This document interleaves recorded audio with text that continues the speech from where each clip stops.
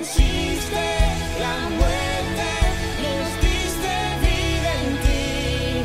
Venciste la muerte, nos diste vida en ti. Nos diste vida en ti.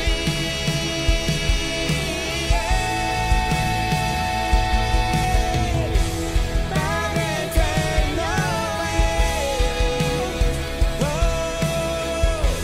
victorioso La fe en el Señor genera situaciones maravillosas. Y maravillosas en el sentido de que tienen que maravillarnos.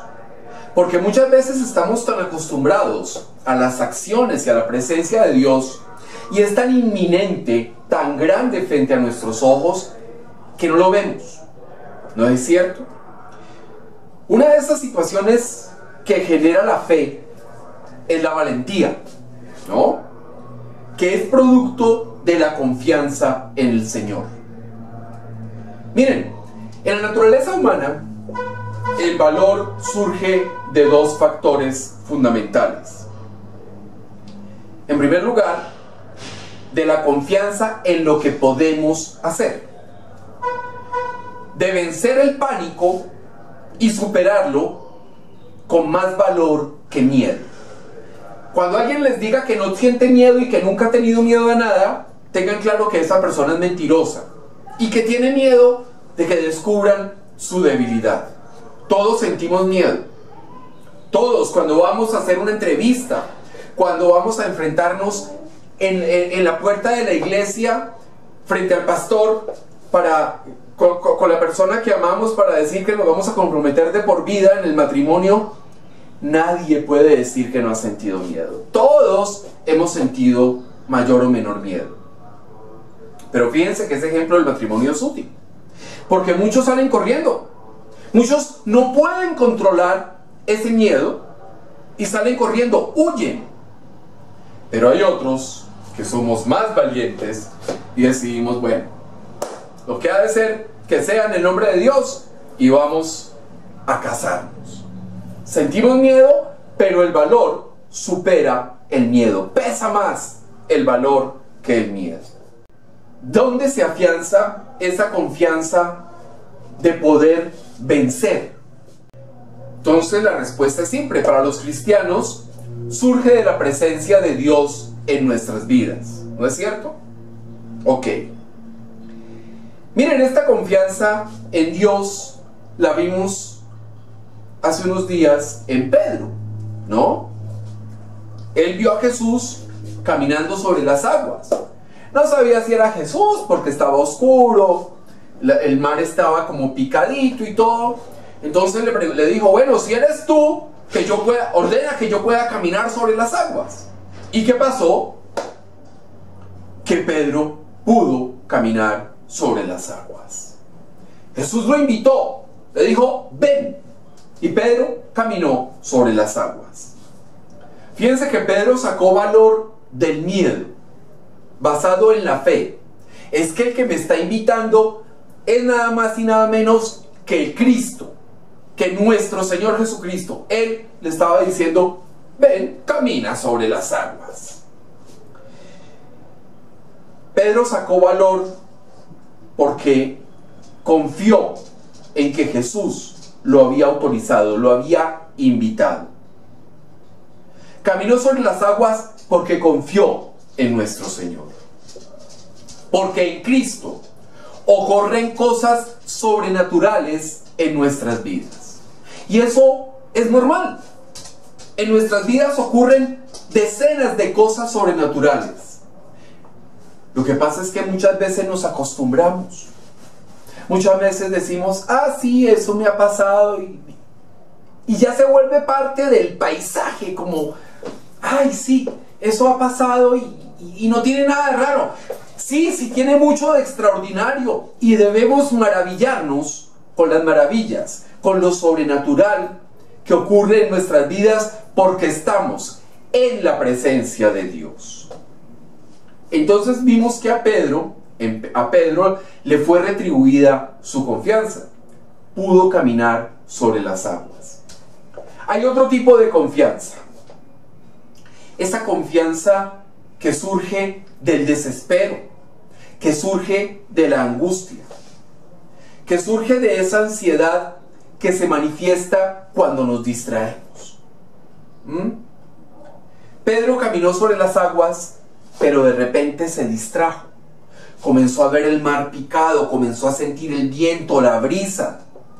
Y entonces puso sus ojos en lo natural y quitó sus ojos de lo sobrenatural.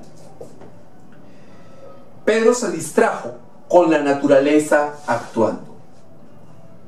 Y entonces eso desesperó a Pedro. La brisa, el agua, el viento, la oscuridad, el miedo se conjugaron y Pedro comenzó a hundirse porque se distrajo. Y entonces esa angustia, ese desespero en Pedro lo llevó a clamar a Jesús: Señor, sálvame. Y Jesús extendió su mano y lo sacó. Al sentir angustia, Pedro clamó al único que lo podía ayudar. Y literalmente, si nosotros leemos con detenimiento ese pasaje de la Biblia, vemos que el único que podía sacar a Pedro de las aguas era Jesús. No había nadie más. Ninguno de los apóstoles que estaban en la barca podían salvar a Pedro. El único era nuestro Señor. Le pidió a Cristo que lo salvara, ¿no es cierto? Y su confianza fue retribuida. Jesús lo sacó del agua y lo llevó sano y salvo a la barca. ¿Sí? La fe de Pedro en esta situación fue que Cristo estaba a una mano de distancia. Pero lo que pasa es que a nosotros en la vida, nosotros también tenemos a nuestro Señor a una mano de distancia. Cuando tenemos angustia, cuando tenemos desesperación, cuando clamamos: sálvame, Señor, y estiramos nuestra mano, Jesús está ahí para sacarnos, para salvarnos y para evitar que nos pase algo malo. Entonces ya vimos la fe basada en la confianza en el poder de Cristo. Pedro caminando sobre las aguas. También acabamos de ver la fe basada en la confianza en la presencia de Cristo. Pedro hundiéndose, estirando su mano, gritándole: Señor, sálvame, y Jesús lo sacó del agua. Hoy vamos a ver la fe basada en la confianza en el ejemplo de Cristo. Se trata de la confianza cuando enfrentamos aquello que no depende de nosotros. Situaciones externas, situaciones que nos pueden generar angustia, desesperación, impotencia y frustración. ¿Sí? Son esas situaciones que no controlamos en ningún aspecto. Son las situaciones que no dependen de nosotros para solucionarse, para cambiar, para mejorar. En una ocasión, llegó la noche y Jesús les dijo a los discípulos: ¡Hey, muchachos! Pasemos al otro lado. Esa fue una indicación de Jesús como: alístense para pasar al otro lado. Y entonces, ¿qué hicieron los discípulos? Pues obedecieron, ¿no? Entonces comenzaron a alistarse para el cruce, para cruzar a la otra orilla. Comenzaron a alistarse. Y mientras tanto, nuestro Señor se dedicó a despedir a la multitud. Después comenzaron a atravesar el lago en una barca, ¿no? En esa oportunidad nuestro Señor sí iba en la barca, ¿no? Porque hay que aclararlo. Y resulta que junto a la barca en la que iba Jesús había otras barcas. El caso es que de repente iban en la mitad, muy entrada la noche, y de repente se ha desatado una tremenda tormenta. Vamos a leer, por favor, Marcos capítulo 4 versículo 37. Pero se levantó una gran tempestad de viento y echaba las olas en la barca, de tal manera que ya se anegaba. O sea, ojo, porque esta tormenta era mucho más fuerte de la que vivió Pedro. Pedro sentía brisa y todo, pero no pasaba lo que estaba pasando en este momento, ¿no? Porque el viento soplaba tan fuerte que las olas se metían en la barca, ¿sí? Y los discípulos, tratando seguramente de sacar el agua, no podían. La barca comenzó a llenarse de agua. O sea, esa es una tremenda tormenta. Estamos a punto de naufragar, pensaban los discípulos. Es decir, en medio de la noche y de la tormenta, la barca podía hundirse. Y por más buenos nadadores que fueran los discípulos, la situación era compleja. Podían morir.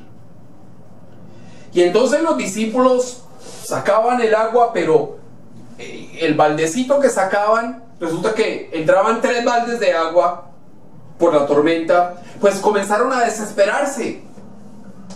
Y estaban tratando de sacar el agua, pero la tormenta sobrepasaba los esfuerzos de los discípulos. Les pregunto, ¿y qué estaba haciendo Jesús en este momento? Vamos a leer Marcos capítulo 4, versículo 38. Y él estaba en la popa, durmiendo sobre un cabezal. Y le despertaron y le dijeron: Maestro, ¿no tienes cuidado que perecemos? Miren, Jesús había predicado todo el día. Ya era de noche, ¿no? Y bueno, descansó el 7º día después de la creación, porque no podía descansar después de una jornada larga de muchas horas de predicación. La noche se hizo para descansar, diría Jesús, y se acostó a dormir. Se quedó dormido en la parte de atrás de la barca, recostado sobre una almohada. En plena tormenta, todos angustiados, sacando el agua, desesperados, rayos, centellas, lluvia, brisa, viento, todo, oscuridad. Jesús tranquilo, descansando. Como diríamos aquí en Colombia, descansando a pierna suelta, durmiendo rico. Miren que ni Jesús, ni los discípulos, ni los de las otras barcas estaban cubiertos, ni a salvo de la tormenta. Estaban justamente en medio de la tormenta. ¿Quién puede dormir en medio de una tormenta? Solo alguien que está tranquilo, que está confiado y que está seguro de que la historia tiene un final feliz. No hay otro. ¿Ah? Miren, cuando nosotros tenemos un problema, ¿qué hacemos? No dormimos, ¿no? Nos acostamos y comenzamos a darle vuelta y otra vuelta y más vueltas al problema.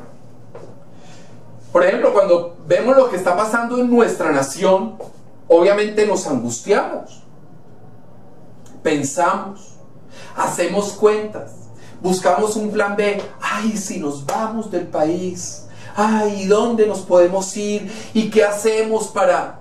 ¿No es cierto? O sea, uno comienza a maquinar toda esa serie de cosas. Pero eso, angustiarnos en la noche, darle vueltas en el tiempo que deberíamos dedicar a dormir, todo eso no es el ejemplo que dio Jesús. Él no se puso a pensar que lo estaban persiguiendo, porque Jesús estaba siendo perseguido. No pensó en el destino que tendría de morir en una cruz. A ver, ¿quién en sus 5 sentidos no se pone a pensar: uy, me van a clavar en una cruz, me van a azotar, me van a poner una corona de espinas, se van a burlar de mí? ¿No creen que eso sería suficiente como para no dormir? Pero Jesús no. Jesús no se puso a pensar en eso. No se paró a mirar el clima. Tampoco se puso a achicar, a quitar el agua en la barca. Él estaba durmiendo tranquilo, confiado. Pero los discípulos sí estaban angustiados. Sacaban el agua, sentían miedo de lo que veían. Seguramente pensaban en sus familias, en sus esposas, en sus hijos, en las barcas que tenían, en el pescado, en toda una serie de cosas. Sacaban el agua y sentían miedo de lo que veían. De repente algunos voltearon hacia atrás de la barca y vieron a Jesús durmiendo. Ajá, ¿en serio? Entonces despertaron a Jesús. Diga, ¿cómo así? Nos vamos a ahogar todos despiertos, nada de dormidos. ¿Ah? Ellos no despertaron a Jesús como un asunto de confianza en el poder de Jesús. No. Tampoco fue un asunto de confianza en la presencia de Dios. No. Ellos estaban buscando la solidaridad, la ayuda de un hombre, no de Dios. ¿Sí? Por eso le preguntaron, oiga, ¿no le importa que nos estemos hundiendo? O sea, ¿que vamos a morirnos? ¿Que nos vamos a ahogar? Ese es el mensaje a algo natural, la solidaridad de un hombre. Porque a Dios le digo, sálvame, Señor, como lo hizo Pedro. Y fíjense que esas son preguntas muy parecidas a las que hacemos hoy en los momentos críticos. Señor, ¿no te importa mi aflicción? Señor, ¿no te importa el problema en el que estoy? ¿Ah? Señor, ¿por qué me pasa esto a mí? ¿Cuántas veces oímos y decimos eso? Esas son preguntas que no demuestran confianza. Esas son preguntas que no son de fe. Son preguntas de angustia. Son preguntas que demuestran que estamos mirando lo natural y no lo sobrenatural. Y entonces Jesús estaba durmiendo, los discípulos angustiados dijeron, no, nos morimos todos despiertos. ¿Qué pasó con Jesús? Vamos a leer por favor Marcos capítulo 4 versículo 39. Y levantándose, reprendió al viento y dijo al mar, calla, enmudece. Y cesó el viento y se hizo grande bonanza. El Señor se levantó y ejerció su poder y su autoridad. Reprendió al viento. Le dijo al mar, cálmate, cállate. Y el mar y el viento le obedecieron. El viento se calmó y todo quedó completamente tranquilo. Una noche espectacular. Una noche en calma, unas aguas tranquilas. Porque Jesús ejerció su poder y su autoridad. Jesús no se paró afanado a ayudar a sacar el agua. ¡Ay, sí, vengan, les ayudo! No. Él hizo más. Él hizo mucho más. Infinitamente más de lo que esperaban los discípulos.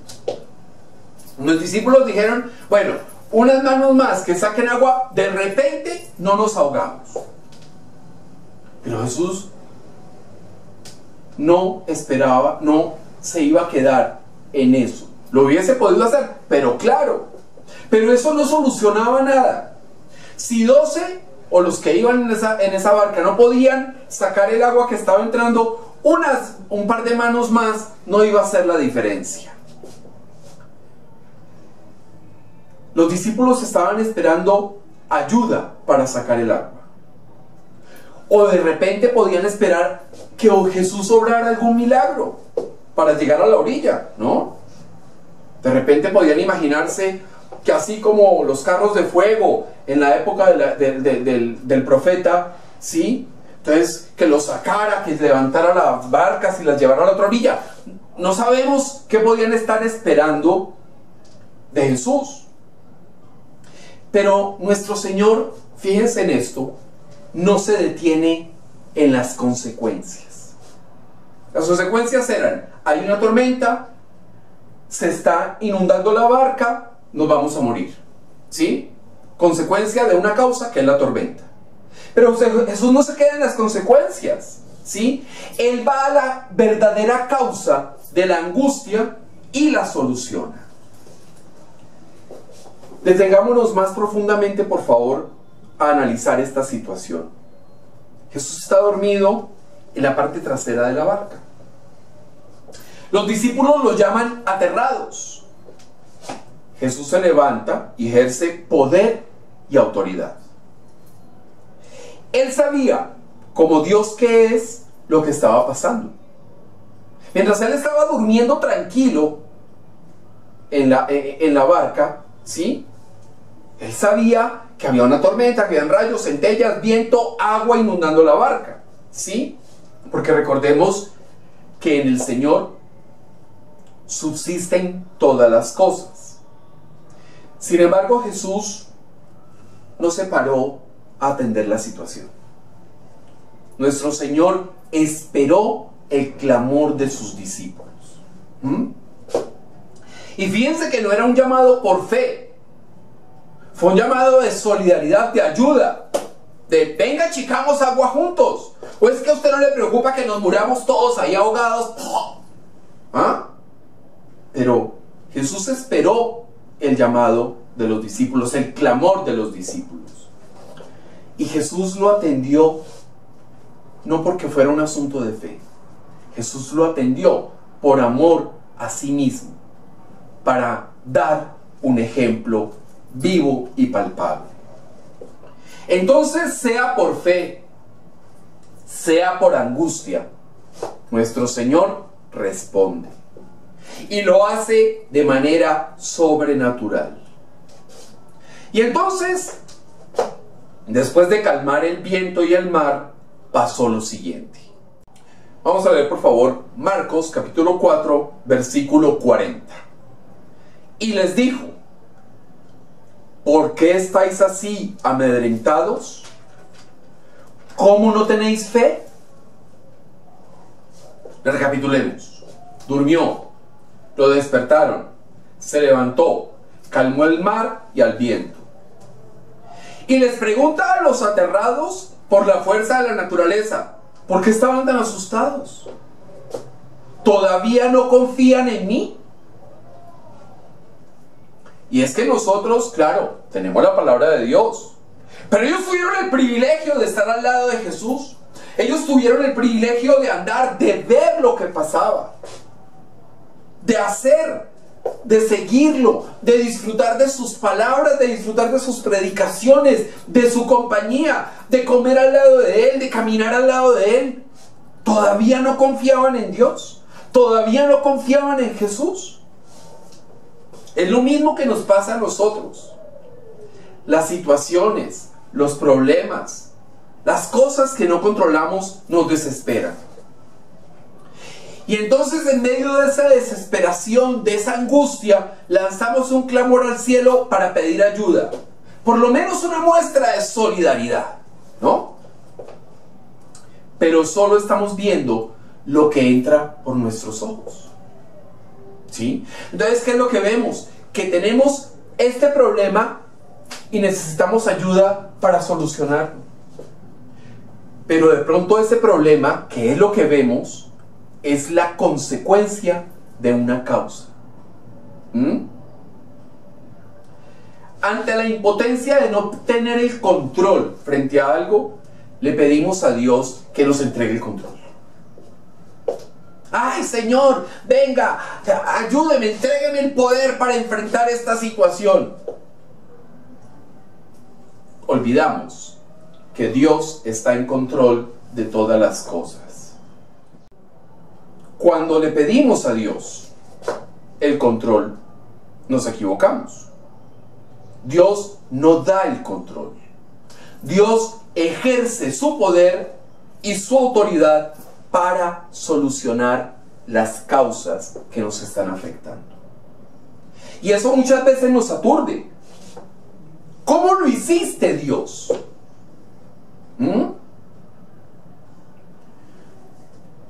Pues yo les cuento, cuando uno le dice a Dios ¿cómo lo hiciste?, les digo, no hay nada que preguntar. Eso no es pregunta.